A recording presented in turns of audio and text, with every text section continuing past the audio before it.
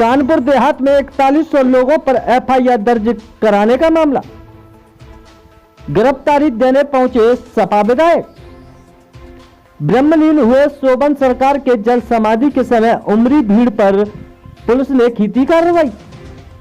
जहां पर बेतहाशा भीड़ पहुंची थी, जिसके चलते थाना अध्यक्ष व प्रभारी समेत महिला दरोगा ने 4100 अज्ञात लोगों पर मुकदमा दर्ज किया गया है, जिसमें से सपा विधायक अमिताभ वाजपेयी भी जल समाधि के समय शामिल हुए थे, जिसे लेकर आज वह चौबेपुर थाने जाकर अपनी गिरफ्तारी दी।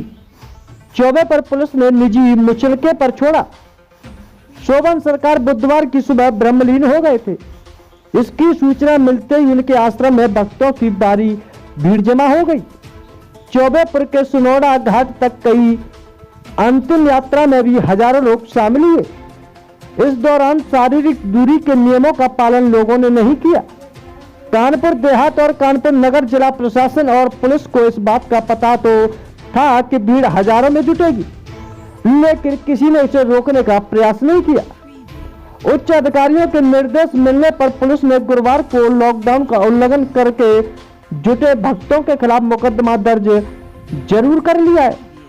थाना प्रभारी चौबेपुर विनय तिवारी ने सोनाडा घाट पर जुटे 2000 भक्तों के खिलाफ लॉकडाउन उल्लंघन का मामला दर्ज कराया। ये परसों हम सबके आराध्य पूज्य गुरुदेव भगवान शोभन सरकार महाराज का निधन हुआ था, ब्रह्मलीन हो गए थे। उनकी समाधि चौबेपुर के सुनौड़ा के पास में हुई थी। हम सब भक्त वहां पहुंच गए थे। हालांकि हमने अपनी तरफ से प्रयास किया था सोशल डिस्टेंसिंग का हम पालन करें, हम करते भी हैं, लेकिन मैंने अखबारों में पढ़ा कि 4100 अज्ञात लोगों के खिलाफ मुकदमा किया गया है। मुझे विश्वास नहीं हुआ कि एक संत की सरकार में संत की अंतिम यात्रा में शामिल होने वाले भक्तों पर मुकदमा किया गया। और ऐसे में जब पुलिस पहले ही परेशान है व्यवस्थाओं को बनाए रखने में, अब पुलिस 4100 लोगों को ढूंढती घूमे कौन कौन भक्त आए थे, फिर अत्याचार उत्पीड़न शुरू हो, तो ये अच्छा नहीं है। जब हम जनप्रतिनिधि जो सबको सब लोग जानते हैं तो अज्ञात कैसे हो सकता है।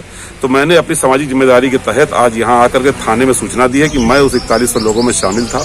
मैंने भी जाने अनजाने कहीं ना कहीं उल्लंघन हुआ होगा मुझसे। जब आपने अज्ञात दिखा, मैंने प्रयास किया कि ना हो, मैंने नहीं किया, लेकिन अगर हुआ हो तो मैं अपने आप को प्रस्तुत कर रहा हूं और हमारा चालान उसमें करा जाए। पुलिस ने हमारा मुचलका भराया है। आज के इस घटना के माध्यम से हम ये जनता में संदेश देना चाहते हैं कि सभी लोगों को लॉकडाउन का पालन सख्ती से करना चाहिए। लॉकडाउन धर्म नहीं देखता, बीमारी धर्म देख के नहीं आएगी।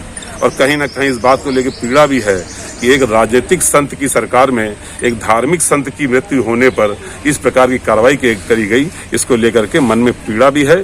जनता में संदेश जाना चाहिए, किसी भुलावे में न रहें। कहीं ना कहीं ये जरूर लगता है कि जब समाजवादी सरकार थी तो उन महान गुरुदेव संत के कहने पर वहाँ मैथा में तहसील बनाई गई थी।